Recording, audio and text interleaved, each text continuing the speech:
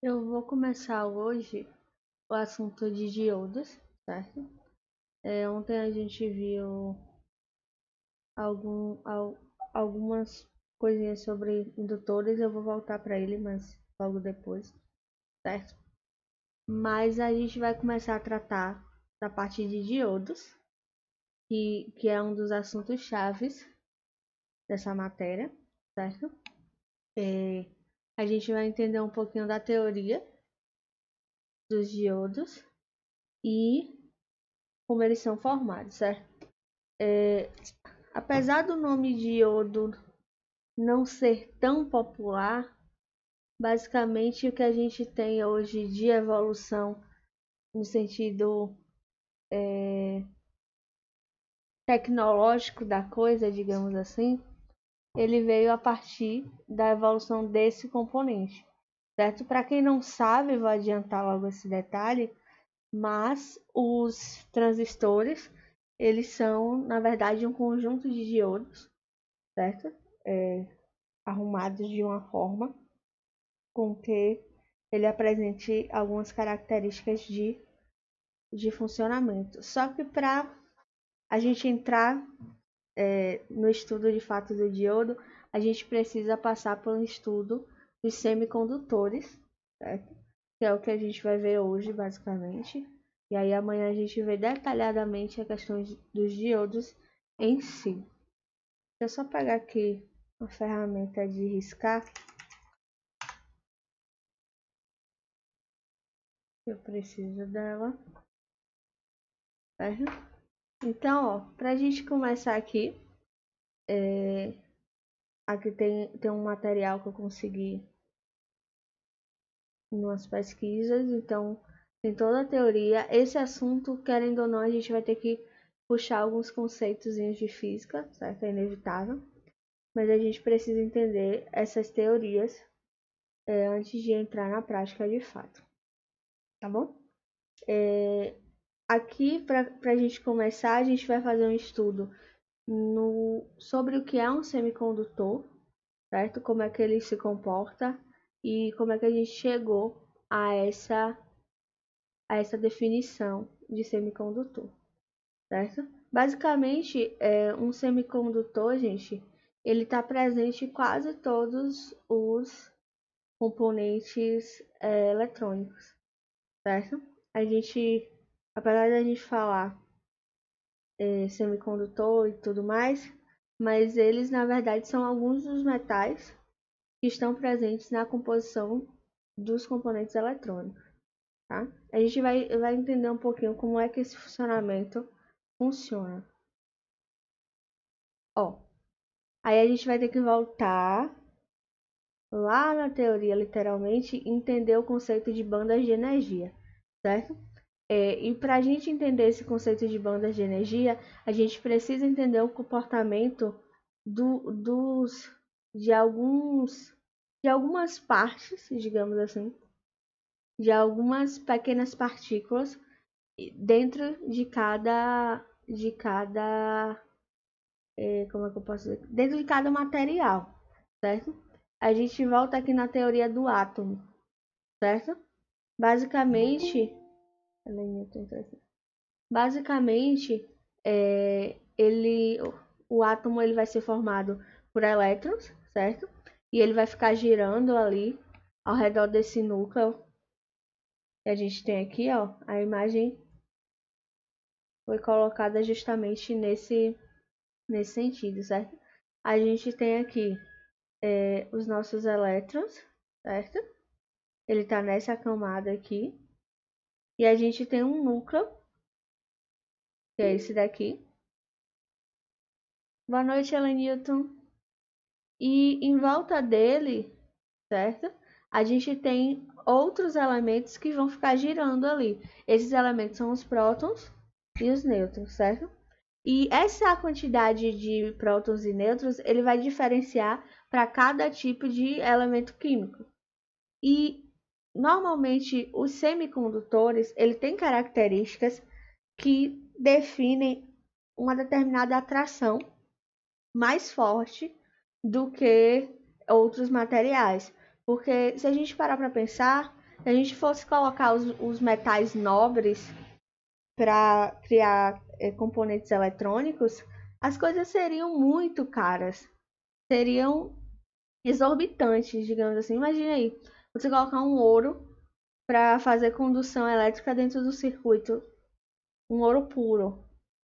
Não funciona. Não, economicamente falando, primeiro tem a questão da escassez do material e segundo tem a questão da valorização de mercado desse tipo de material. Então, elementos como ouro, prata, que eles têm uma alta condutividade, que seria o ideal para a gente estar utilizando em circuitos, eles são inviáveis. Então, a gente precisava de um material que fizesse a substituição desses materiais a nível de condutividade, mas também que a gente não tivesse que gastar tanto na fabricação desses componentes com esses materiais, porque senão ficaria inviável, né? Hoje a gente tem componentes aí que custa 5 centavos, 10 centavos, e imagine aí se isso fosse feito de ouro, ou se isso fosse feito de prata, ou de algum outro metal mais de difícil acesso. A gente teria que desembolsar aí o dinheiro de uma moto para uma plaquinha de circuito simples, certo? Então, a necessidade dessa descoberta, entre aspas, dos semicondutores partiu desse princípio, certo? E as bandas de energia, elas servem para a gente entender o porquê é que esses metais foram escolhidos como principais fontes de matéria-prima para construir esses componentes. Vou passar aqui um pouco para frente, certo? Aqui, ó. Basicamente, um elemento, certo? Um metal, vamos dizer assim. Basicamente, eles apresentam essa estrutura aqui de composição, certo? A gente vai ter uma banda de condução, uma banda de valência, não uma banda musical, tá? Uma parte de composição naquele ciclo ali de giro em volta do núcleo. E a gente vai ter aqui no meio outra banda que vai definir de fato qual material ele é mais condutor e qual material é mais resistente, certo? Então, aqui a gente tem uma teoria que me diz o seguinte, ó. A quantidade de elétrons da última camada define quantos deles podem se libertar do átomo em função da absorção de energia, ou se esse átomo pode se ligar a outro. Pode se ligar a outro através de ligações covalentes. Basicamente, essa movimentação aqui, que está sendo descrita na teoria, é a movimentação que os átomos fazem para fazer a troca de energia, certo? Então, quanto maior for essa liberação de elétrons a partir daquela camada, a gente vai ter uma condutividade maior. E aí entra outra questão nesse processo. Eu vou pular rapidinho aqui a teoria. Eu quero mostrar para vocês diretamente isso daqui, certo? Aqui a gente tem 3 configurações de bandas de energia de 3 modelos de componentes diferentes. A gente tem um isolante, a gente tem um condutor e a gente tem um semicondutor. Não sei se vocês conseguem identificar a priori, mas nessas imagens o que é que a gente vai ter? Se a gente pegar aqui o isolante, eu vou colocar ele de vermelho para a gente saber o que é isolante, tá? Vou colocar de azul esse daqui que é o condutor e de verde eu vou colocar o que é semicondutor, certo? O que é que acontece? Aqui nesse isolante, observem que a gente tem uma banda proibida, que é essa parte aqui no meio, tá vendo? Essa banda proibida é basicamente o que impede que o elétron saia dessa camada de valência e venha para essa banda de condução. Por isso que os materiais isolantes, eles tendem a não permitir a condutividade de energia, porque na estrutura da composição química do material, eu tenho esse vácuo aqui no meio, entre aspas, que não me deixa jogar a energia para frente, digamos assim, certo? Então, por isso que os materiais isolantes, eles têm baixa condutividade, porque a composição química estrutural do material não deixa eu jogar elétrons para frente. Então, eu não vou ter como correr energia se eu não tenho como enviar, certo? Já os condutores, que seria o ideal, né? Numa utopia, seria o componente ideal. Eu não tenho essa chamada banda proibida aqui no meio, ó. Se vocês observarem aqui, eu tenho uma área cinza, que ela tem sim uma resistência, mas é uma resistência muito, muito baixa, certo? Então, os elétrons que saem dessa banda daqui, eles vêm para cá, ó, tranquilo. Não tem. Imagine o seguinte: imagine você tá indo daqui para Salvador e você não tem pedágio no meio do caminho. É basicamente isso que acontece. Você passa direto e quando você vê, você já tá lá. Já os semicondutores é quando a gente tem um meio termo entre esse daqui, que é o isolante, e o condutor. Eu tenho um material que ele não é resistente o suficiente para ser um isolante e ele não é 100% permissível para ser um condutor. Eu tenho um material que ele é um meio termo, digamos assim, só que ele é um meio termo positivo, certo? No semicondutor eu tenho uma banda proibida, eu tenho uma área que em algum momento ele vai dizer assim, ó, não vai passar elétron para frente. Quando chegar aqui vai ficar aqui e acabou, não tem essa. Mas essa área é relativamente pequena, certo? É uma área que é como se fosse uma espécie de filtro. Ela permite tranquilamente, mas de vez em quando tem algumas percas. E isso é completamente normal, baseado na composição do elemento que eu estou utilizando ali, certo? Mas se você observar, as camadas delas, tanto a camada de valência como a de condução, é tão grande quanto a de um condutor. A única diferença é que eu tenho um pouquinho de resistência, dependendo da situação.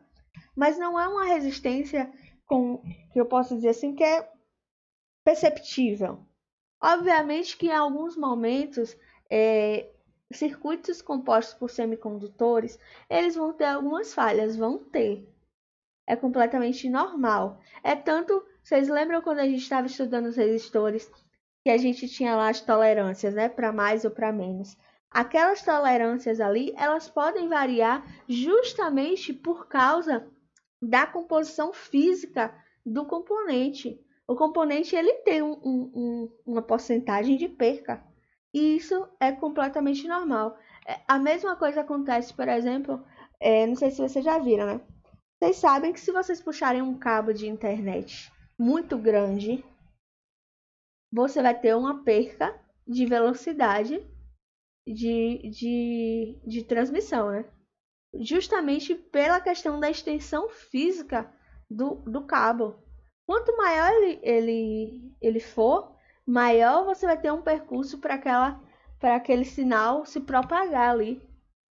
Então, os materiais, quando eles têm, eles já têm fatores físicos que são, como é que eu posso dizer?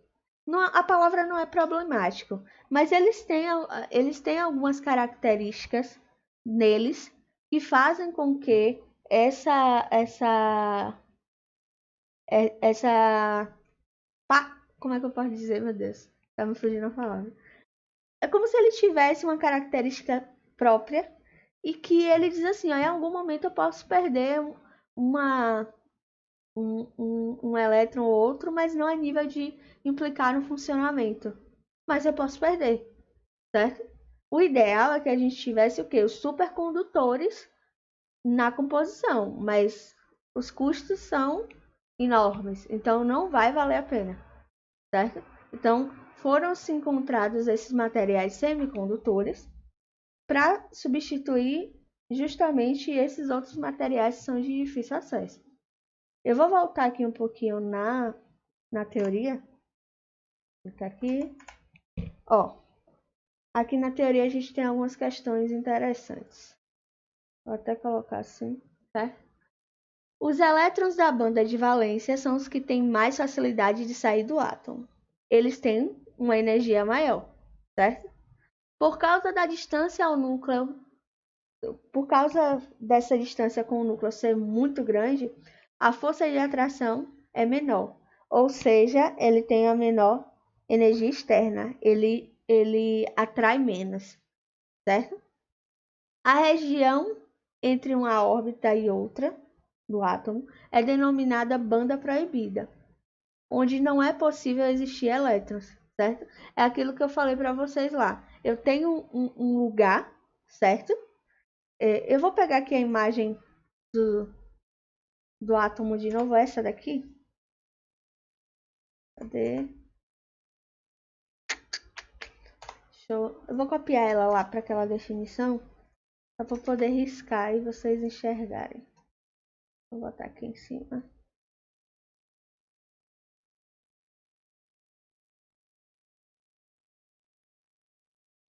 Ó. Botamos pra cá. Pronto. Ó, o que é que eu tô dizendo aqui, ó? A gente vai ter essa banda de valência, certo? A gente vai ter essa área proibida, que seria a banda proibida, tá? E essa banda, propriamente dito, são esses espaços que a gente tem entre aqui, ó. Entre essas órbitas, estão vendo?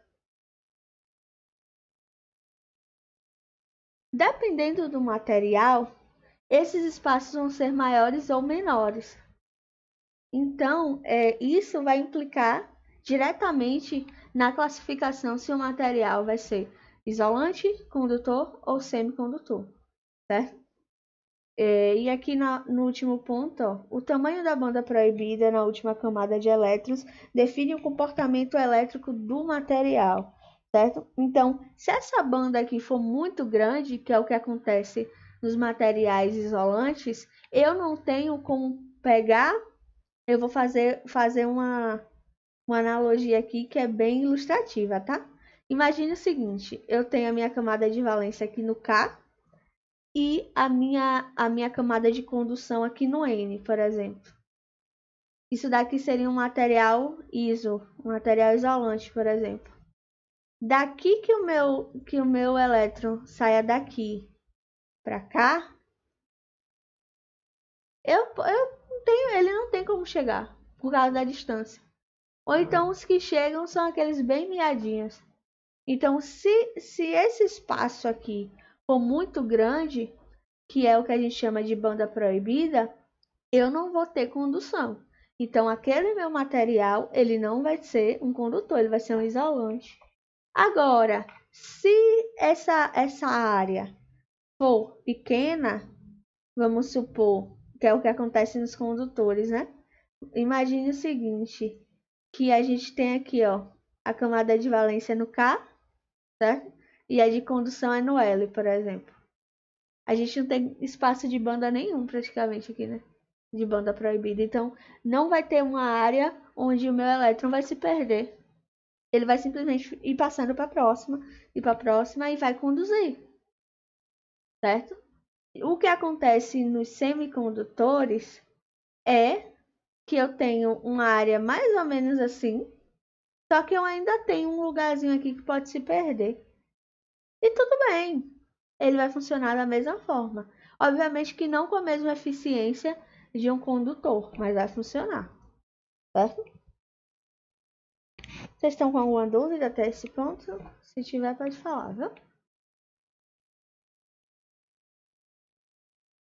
Ó, aqui tem a definição, certo? Tudo que eu acabei de falar.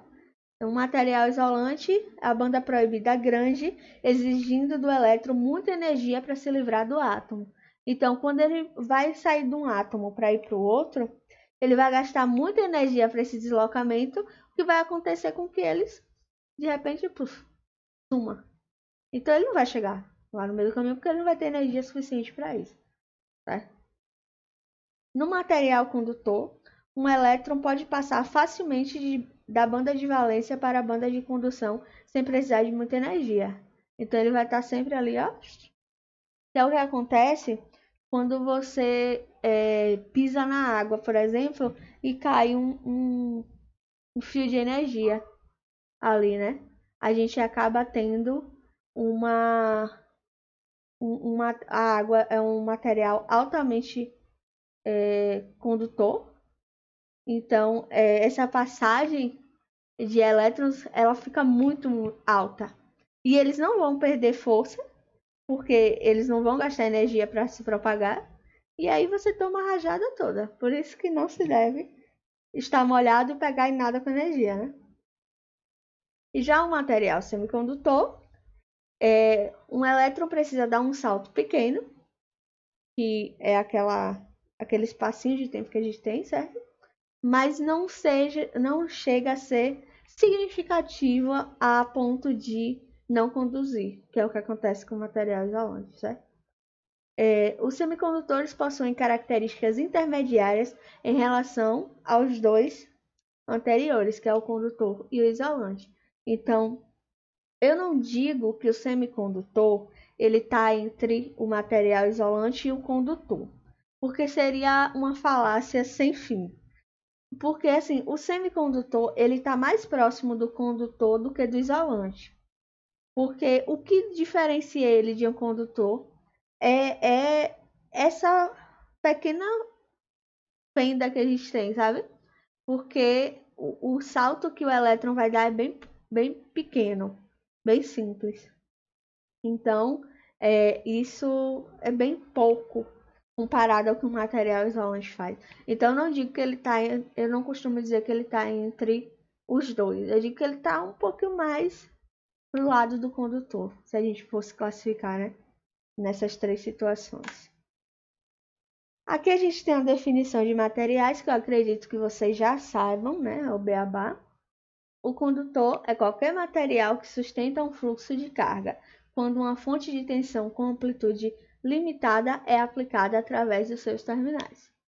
Exemplos, a gente tem água, a gente tem metais. Fica aí.